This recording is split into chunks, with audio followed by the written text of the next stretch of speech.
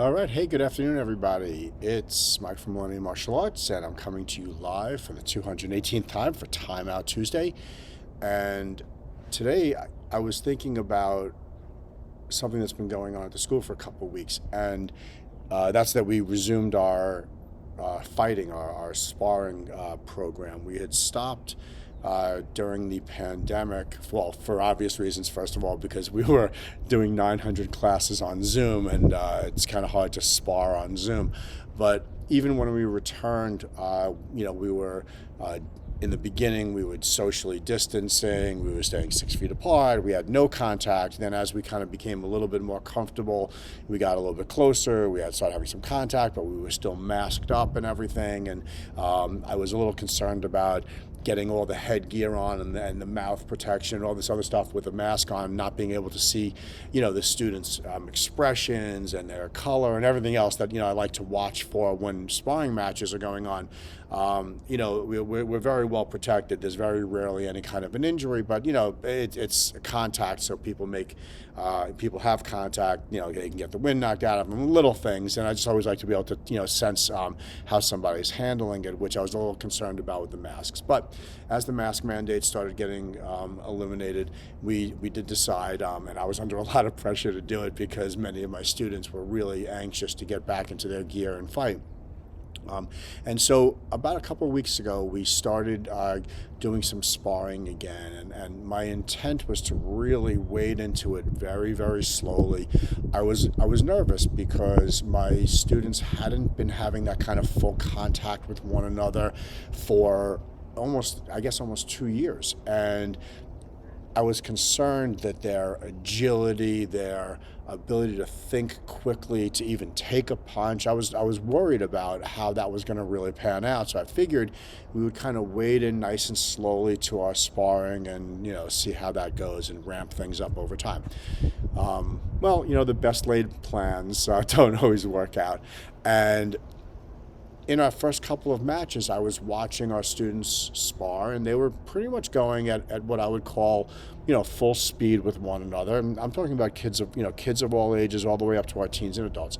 And everybody was sparring at such a high level that I was really amazed. And I started filming and taking a lot of photographs of it and watching it very, very detailed, slow motion, backwards, forwards, over time, frame by frame stuff. And I even compared it to some videos that I had from a couple years back when we were sparring. And I noticed something absolutely fascinating. And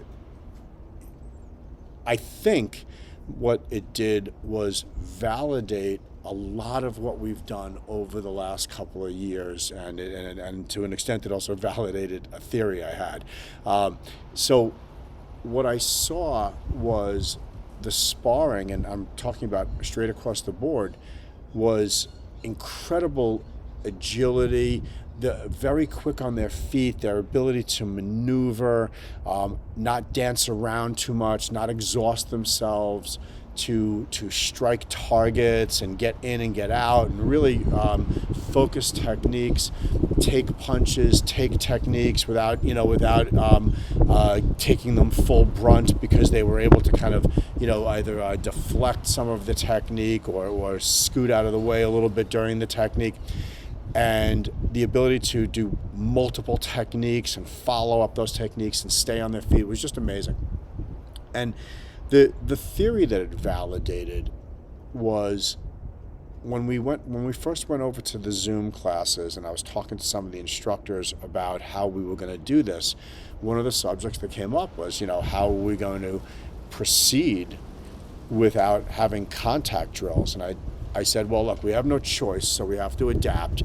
And the way that we're going to adapt is by focusing 100% of our attention on everything except sparring. So if in the past we were doing 30% of our time on drills related to sparring and actual contact events, well, we've got an extra 30%. So we're going to put that into other things. And we spent a lot of time over the last 2 years focusing in on footwork, agility, targeting things, targeting with the right parts of our body, putting our bodies in correct positions, and learning more advanced movement techniques, including more advanced weaponry and a bunch of other things that compensated for the 30% of the time that we weren't able to spar.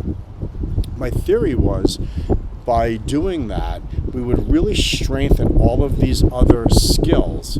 And when the time came to be able to go back to contact, we would apply them. Now, I had no way of knowing whether that was going to really hold water or not until we got to the point now where we're watching people spar.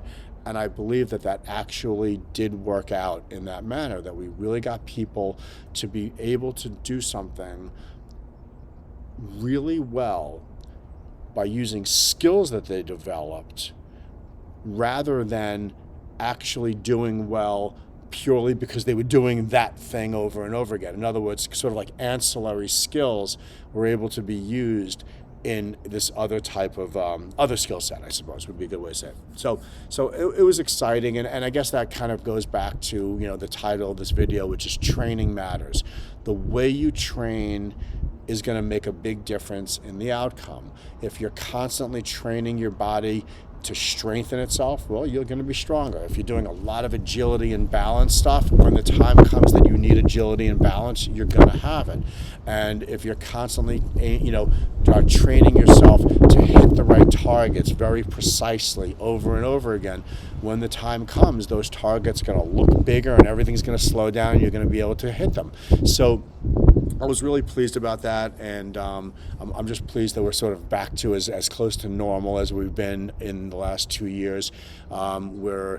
Tonight we're resuming our Bogu Kumite, which is our very traditional form of full contact fighting with some kind of very special headgear that's a little bit unique to our style of martial arts.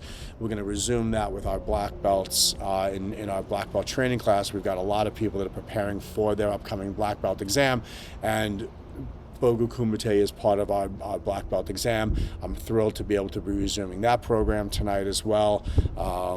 Here's to getting back to normal. Let's stay on that course. I really hope we do. With that said, I hope everybody's having a fantastic day today. We got some other things coming up that are exciting. We have our regular belt testing on April 23rd. On that same night, we have our next 3-hour self-defense workshop that we're accepting enrollments for right now. If anyone's interested, give us a call. We'll get you enrolled in that.